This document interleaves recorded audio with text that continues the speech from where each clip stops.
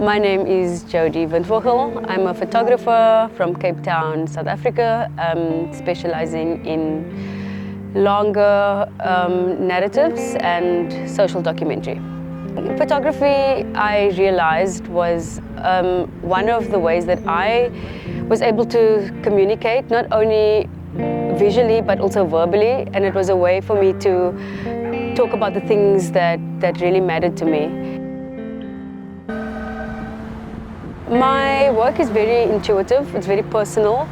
Almost all of my photos or my stories that I focus on is about communities that are very dear and close to me. And so I usually operate alone because it's very sensitive topics. My work focuses on themes around gender, memory, trauma, suffering, and land displacement.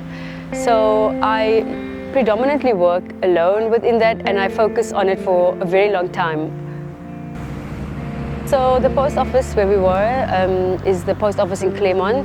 That is where the process of my project, The Body at Risk, came from. And this is the project now that I'm currently busy with. And I came across the post on Facebook, and it was Uyinene. She was raped and murdered at the post office. And I think that was a very big moment, not only for me, but I think in South Africa as a whole, because it started sparking up movements around gender-based violence, and there were a lot of protests around it.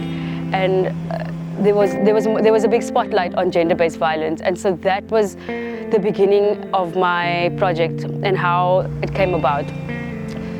She was just coming to collect a parcel, and you wouldn't think that would happen in a post office that's in the middle of a city, in a suburb. And that for me really took me back, and I thought I needed to do something about it.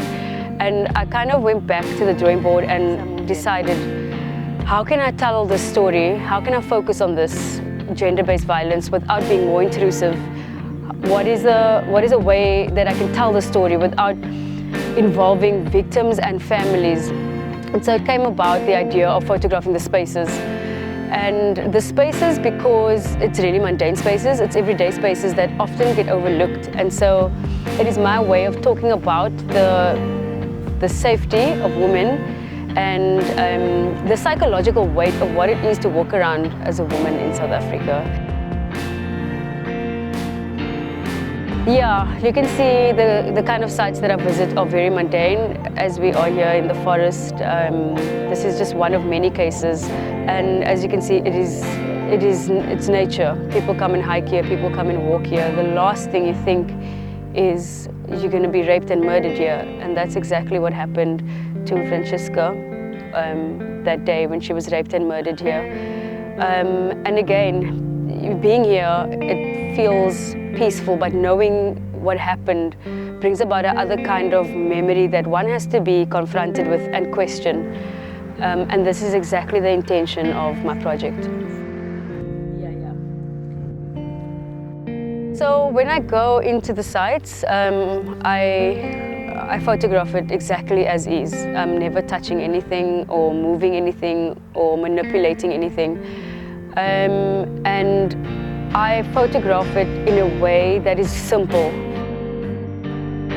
Yeah, being a woman myself, photographing the content and the subjects that I'm doing, of course that is one of my main concerns, because this is exactly where the women were raped and murdered, or their bodies were found. So me going into those very spaces, most times alone, that is a major challenge for me. It's always my safety, and I guess that goes to the name of the project, The Body at Risk. Just nowhere is safe.